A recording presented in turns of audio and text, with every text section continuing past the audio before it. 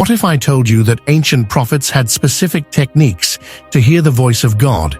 Techniques that have been deliberately hidden from modern religious teachings.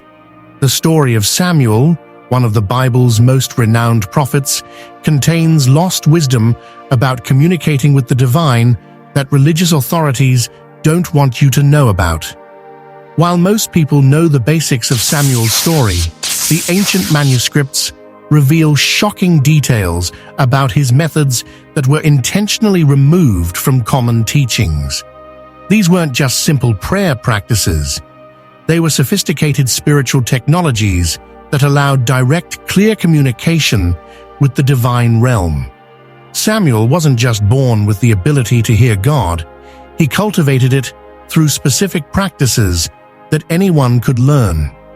Historical records show that when Samuel heard God calling him as a child, it wasn't a random miracle, but the result of specific conditions created by his mentor Eli, though Eli himself had forgotten the full power of these ancient methods.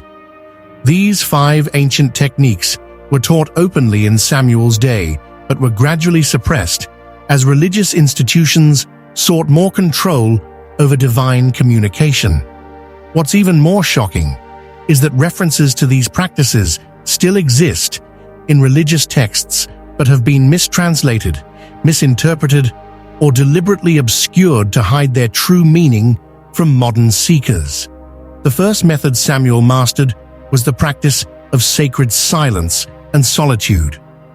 Unlike today's noisy prayer practices, Samuel would retreat to specific locations believed to be thin places between the human and divine realms.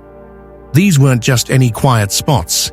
They were carefully selected based on energetic properties that modern science is only beginning to understand. Ancient texts reveal that Samuel would spend 3 days in preparation before entering these spaces, using breathing techniques that altered his consciousness and opened what he called the divine ear. The Dead Sea Scrolls contain fragments describing how Samuel would select these locations based on magnetic anomalies and natural acoustic phenomena that created what he called God's whispering chambers. Religious authorities later deemed these practices too powerful for common people and gradually removed them from teachings, claiming they were dangerous or led to false revelations. But historical records show that early Christian monastics still used these techniques until the 4th century, when church authorities began to systematically eliminate these practices. The most fascinating aspect is that Samuel taught that certain bodily postures held for specific durations would tune the human nervous system to divine frequencies. Modern neuroscience has recently discovered that specific meditation postures do indeed alter brainwave patterns in ways that enhance receptivity and intuition. Samuel's ancient wisdom was quite literally thousands of years ahead of scientific understanding, but hearing God through silence was just the beginning. Samuel's second method involved dream interpretation techniques that went far beyond the simplified versions taught today. According to recovered scrolls from the Dead Sea region, Samuel had specific rituals performed before sleep that would invite prophetic dreams. He taught that divine dreams had distinct patterns and symbols that differentiated them from ordinary dreams.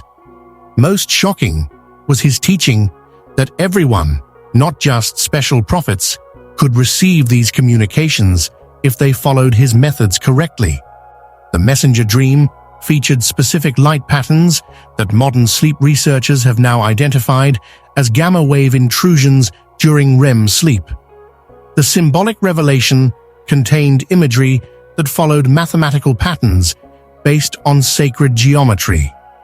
The ancient manuscripts describe how Samuel would place certain herbs under his sleeping mat and position his body in specific alignments with celestial bodies. He created what scholars now call dream incubation chambers, spaces designed with specific dimensions, materials, and orientations that enhanced receptivity to divine communication during sleep. These practices were later condemned as mystical nonsense by religious authorities who feared losing their position as exclusive interpreters of God's will. Yet archaeological evidence from Samuel's time shows dedicated sleeping chambers in religious sites that match his exact specifications. The third method Samuel taught involved ritualistic preparation, that modern religious leaders have completely removed from their teachings. Before attempting to hear God's voice, Samuel would undergo extensive physical and spiritual cleansing rituals, some lasting up to 7 days. These weren't simple prayers, but involved specific foods, fasting patterns, and even the controversial practice of blood rituals that used animal sacrifices in precisely prescribed ways. What's fascinating is that Samuel's dietary preparations closely match what modern nutritional science now recognizes as foods that enhance cognitive function and neuroplasticity. Scholars who've studied these ancient texts revealed that these preparations weren't just symbolic. They were designed to alter the practitioner's physical and neurological state, creating ideal conditions for divine communication.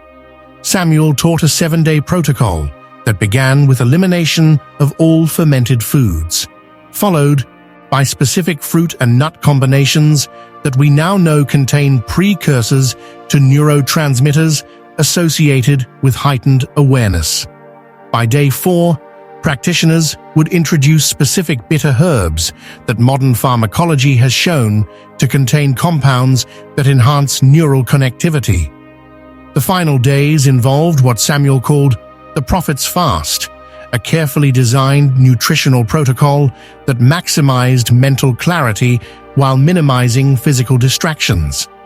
When religious institutions consolidated power, they deliberately simplified these practices, claiming they were unnecessary or even pagan, effectively cutting off direct access to divine communication for ordinary believers.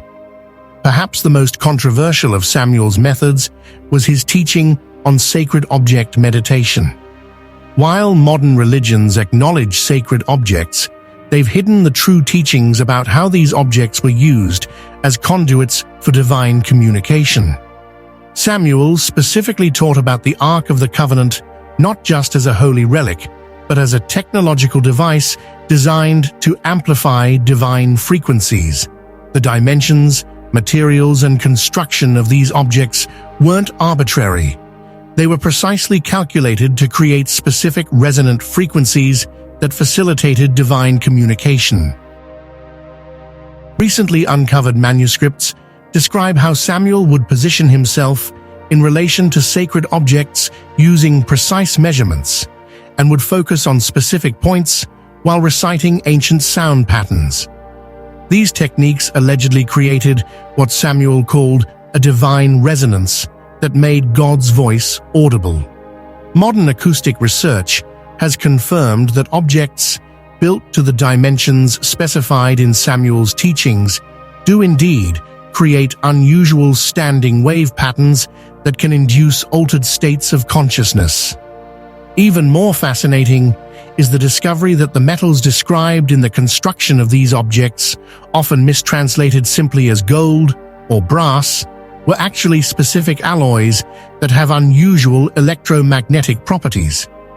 Religious authorities later restricted access to sacred objects and eliminated teachings about their true purpose, claiming such knowledge was only for the specially initiated. Yet, archaeological digs continue to uncover ritual objects from Samuel's era that contain unexplained technological elements, conductive metals arranged in specific patterns that serve no obvious decorative purpose. The fifth, and perhaps most suppressed of Samuel's methods, involved communal prophetic experiences. While Samuel is often portrayed as a solitary prophet, ancient texts reveal he established schools where groups would engage in collective practices to hear God's voice together. These schools of the prophets mentioned briefly in religious texts, were actually sophisticated training centers where Samuel taught his methods for divine communication to groups of dedicated students. Historical records show that these schools continued for generations until they were systematically dismantled during religious reforms that centralized power in the priesthood. These groups would use synchronized movements, rhythmic chanting, and even certain fermented drinks, now lost to history, to create shared prophetic experiences. The manuscripts describe how these groups seize. Ions would often result in multiple people hearing the same divine message simultaneously, a powerful confirmation that transcended individual interpretation. Samuel taught that certain configurations of people, arranged by height, vocal tone, and even biorhythmic cycles, created what he called living antennas that could receive divine communication with extraordinary clarity. The most controversial aspects of these teachings involved what Samuel called sacred harmonics, specific tonal patterns created by groups that would open what he described as windows between worlds. This method was perhaps the most threatening to religious power structures, as it eliminated the need for official interpreters or priests. Over time, these practices were branded as cult-like or demonic, and all references were systematically removed from official religious texts. What makes these communal methods particularly fascinating is their similarity to practices independently developed in widely separated ancient cultures, from Tibetan throat singing to Native American drum circles. Modern neuroscience has confirmed that synchronized group activities create brain entrainment patterns across participants, sometimes resulting in shared experiences that transcend individual perception. Were these diverse cultures all discovering the same neurological doorways to divine communication that Samuel had systematized thousands of years earlier? These 5 methods, sacred silence, dream interpretation, ritualistic preparation, sacred object meditation, and communal prophetic experience, formed the core of Samuel's teaching on divine communication. What's truly shocking is how deliberately these practices were obscured and vilified by religious authorities who claimed to represent the same God that Samuel heard so clearly. Historical records show a systematic campaign against direct divine communication methods across multiple religious traditions, always coinciding with the consolidation of power in religious hierarchies. What few people realize is that fragments of these practices survived in mystical traditions across multiple faiths. Kabbalah, Sufism, contemplative Christianity, and various esoteric schools all preserved pieces of these methods, though often in disguised forms, to avoid persecution. Some historians believe that these groups were actually preserving Samuel's original teachings, waiting for a time when they could be safely revealed again. Recent archaeological discoveries continue to uncover new evidence of Samuel's methods, confirming their sophisticated nature and effectiveness. The question remains: if these methods were so effective at establishing direct communication with the divine, why would anyone want to keep them hidden? Perhaps the ability to hear God directly has always been too threatening to those who claim exclusive rights to interpret divine will. Throughout history, religious institutions have consistently moved to control access to divine communication, creating hierarchies and complex theologies that place intermediaries between people and God.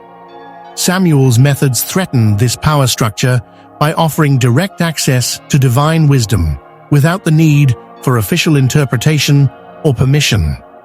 Modern brain research and psychological studies have begun to validate the effectiveness of practices remarkably similar to Samuel's methods. Neuroscientists studying contemplative PE Practices have identified specific brain states associated with transcendent experiences that match the conditions Samuel's methods were designed to create. Could it be that Samuel discovered through divine revelation what science is only now beginning to understand?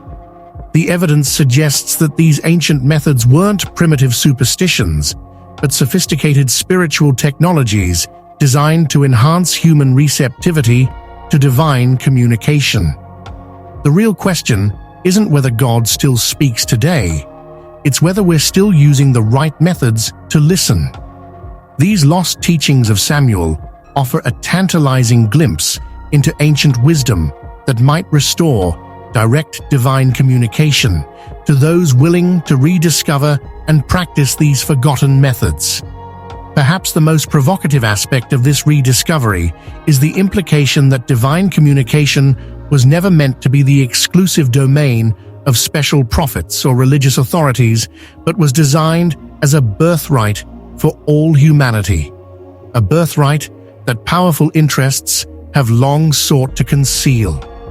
The voice that called to Samuel still calls today, waiting for those who will rediscover the ancient methods of listening.